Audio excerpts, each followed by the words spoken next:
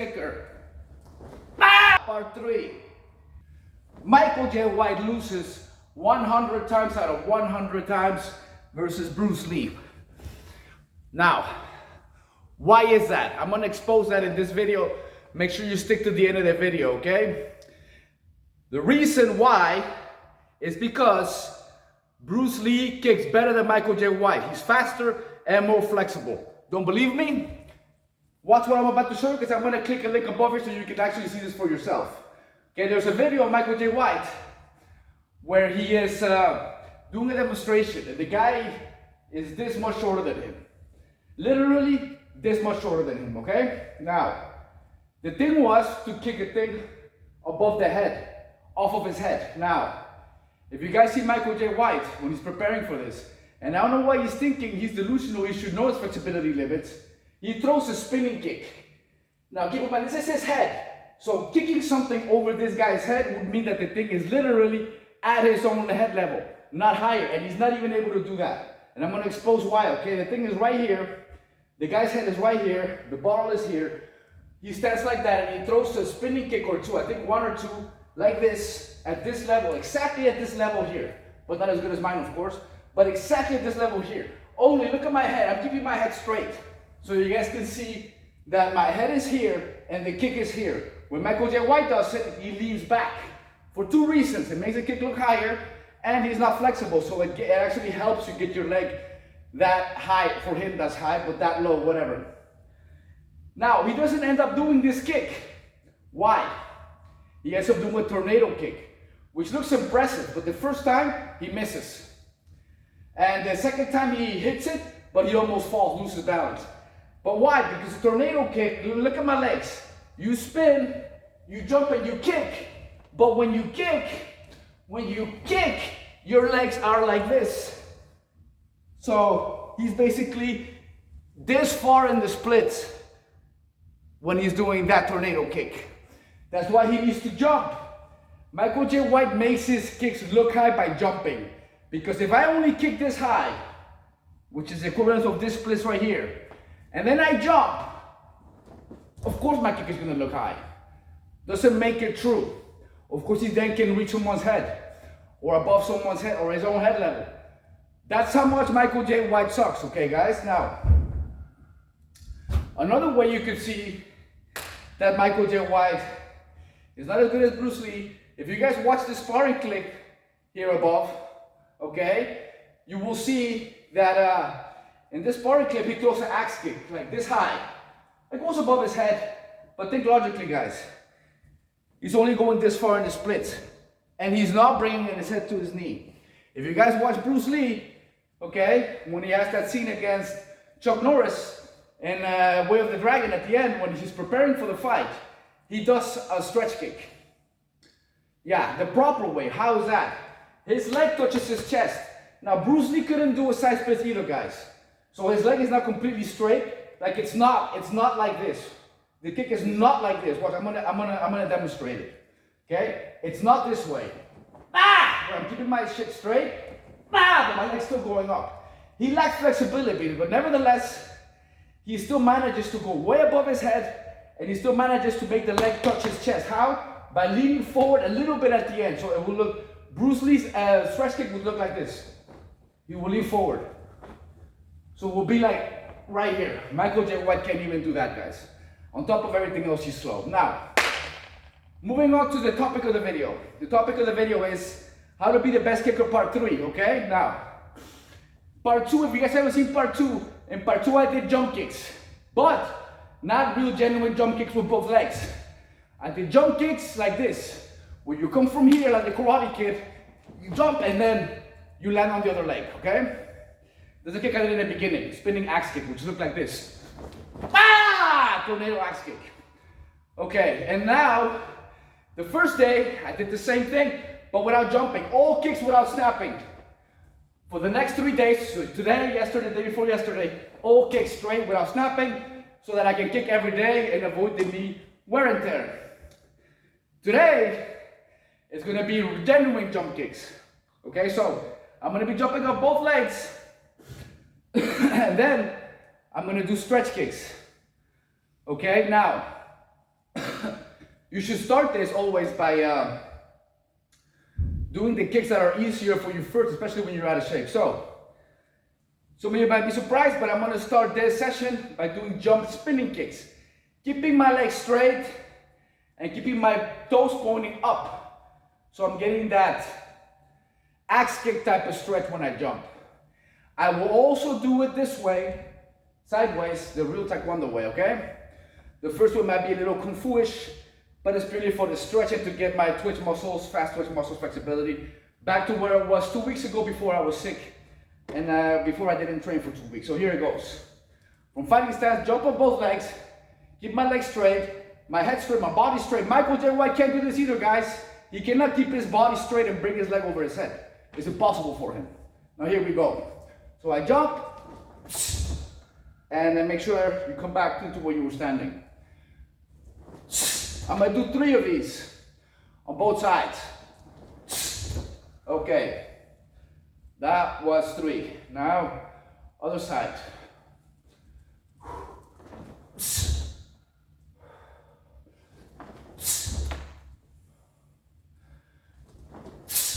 Okay, so 3 and 3.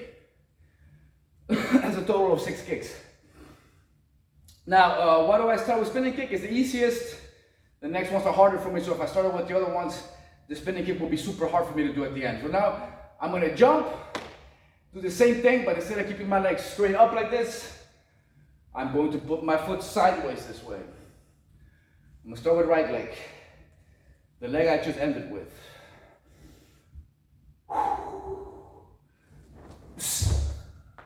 1. Going with left. 2. 3. 4. Woo! 2 more. 5.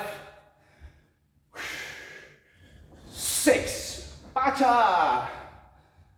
Okay. Yes, I snapped that last one, guys. I can't help myself. So now then my favorite kick, which is the easiest kick for me because I've just done it the most.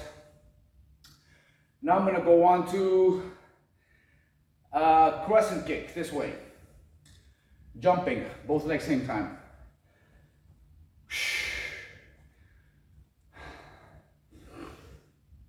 Oh.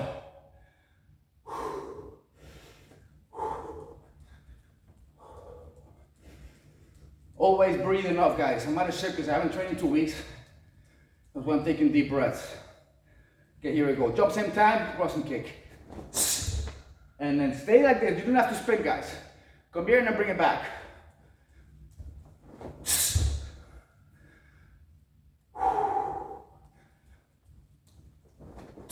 3. Okay. Other side.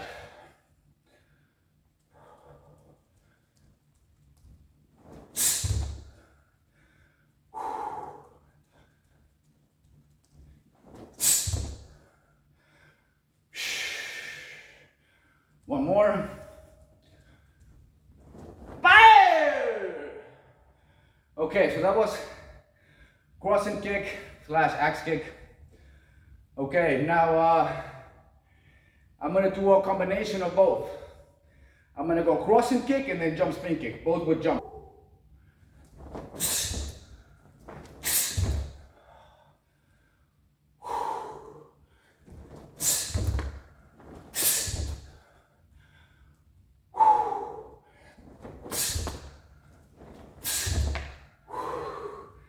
Last one. Okay, so that was the combination of both kicks that I just did right now. And you guys might be surprised, but that was it. I'm gonna give you guys a bonus. The Van Damme kick. Okay? I'm gonna do the Van Damme kick at the end of this video. First, I'm gonna take a little break so I can get my breathing back in place. Go into a full split so I can have my legs ready for this Van Damme kick, of course. Now, the guy is full of shit. He's just a Bruce Lee hater. And Michael J. White be seconding him, talking all this shit about Bruce Lee. Jackie Chan can beat Bruce Lee. What the fuck is that all about? Jackie Chan didn't train to fight. His training was always for show. And then saying Jet Li is the best. Jet Li sucks, man. I'll beat him with one finger. You notice how he always says someone is the best if he knows, or if he thinks he's really way bigger than him, or if he thinks he can beat them. And then Michael J. White says he can beat Bruce Lee. He can't beat Bruce Lee. You don't have a chance against Bruce Lee. Bruce Lee is super fast, you're super slow. You're a bodybuilder, you're not even a real fighter. You've never even really fought full contact, bro. Bruce Lee has got that big advantage over you. He also boxed. You never boxed in your life for real. You know, and this is just the basics of him sucking next to Bruce Lee. Bruce Lee was ahead of his time. Michael J. White, you're behind for your time, bro.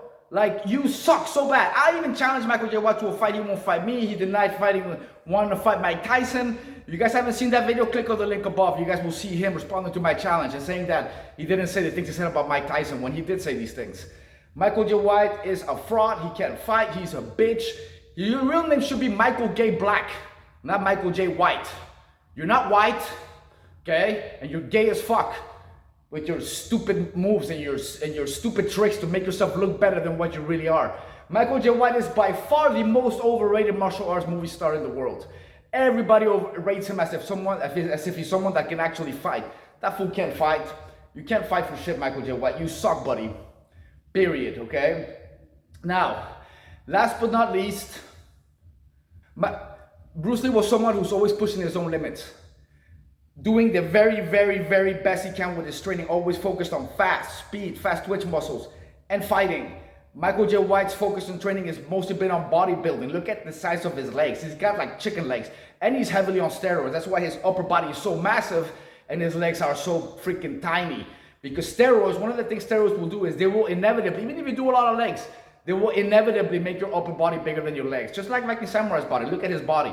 Look at all bodybuilders' bodies. Like, it's disproportionate. The steroids will make your body look disproportionate, especially if you're taking a lot of steroids, guys. So, Michael J. White is way slower than Bruce Lee. He's slow. And he's also not accurate with his punches. If you guys watch this link above here where he's doing some things with Saki, you can see that he misses more than a few times. You can see that Saki's thinking, what the heck is this guy doing? You know, so that already off the bat as well, like Bruce Lee's training was meant for fighting, okay? Last but not least, the biggest, best reason that you guys may have about Bruce Lee being better than Michael J. White is the following. Even Tom Hardy said this, okay? The founder of Dutch kickboxing. He said the only movie star he watches is Bruce Lee, and he said Bruce Lee genuinely knows how to fight, okay? And to all those people who've never fought before, like Michael J. White, he says that they're crazy, Americans are crazy, and they're delusional. And this is Tom Hardy, the founder of Dutch kickboxing, the real godfather of martial arts, which is not Alan Goldberg, okay? Michael J. White's his daddy, okay? The big fraud that gives that sells awards for the Martial Arts Hall of Fame. I call it Martial Arts Hall of Fakes. That's the fake godfather of martial arts. The real godfather of martial arts is Tom Hardy, okay? If you guys want to see Tom Hardy's interview with me, full interview in Dutch, click the subtitles, it's right here. If you guys want to see Tom Hardy talking about Van Damme being real or fake, click here. If you want to see Tom Hardy talking about if Bruce Lee could fight or not, click on this link above here, and YouTube thinks you might want to see this video. To the next video.